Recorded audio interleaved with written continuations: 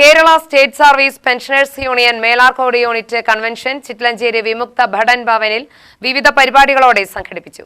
പെൻഷൻകാരുടെ ക്ഷേമം, സാമൂഹിക സുരക്ഷ, സംഘടനാ പ്രവർത്തനങ്ങൾ കൂടുതൽ ശക്തിപ്പെടുത്തൽ എന്നിവയ്ക്ക് പ്രാധാന്യം നൽകി നടന്ന കൺവെൻഷൻ ശ്രദ്ധേയമായി. ചടങ്ങ് ടി.എം. ശശി എം.എൽ.എ. ഉദ്ഘാടനം ചെയ്തു.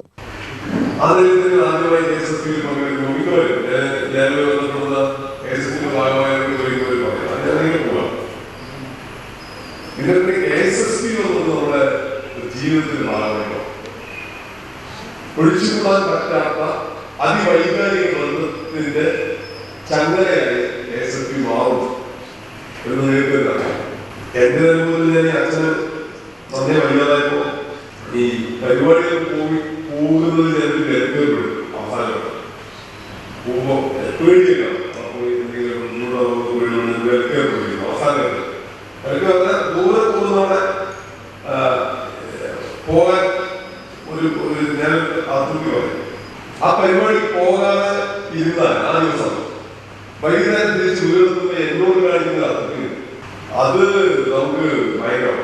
അവസാനം ഞാൻ തീരുമാനിച്ചത് ഏറ്റവും സന്തോഷം വീട്ടിൽ വിട്ടാൽ പിന്നെ ASSPയുടെ പരിപാടിയിൽ പങ്കെടുക്കുക എന്നുള്ളതാണ് ഏറ്റവും വലിയ സന്തോഷം.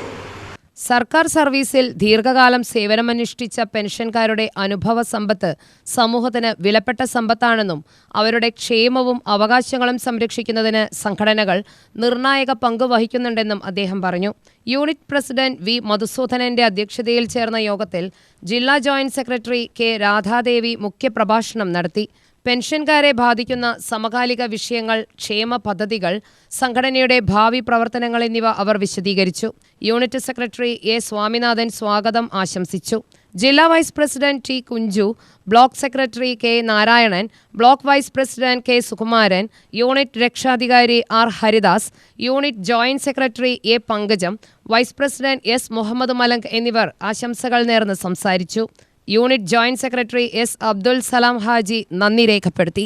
UTV news, Palakkad.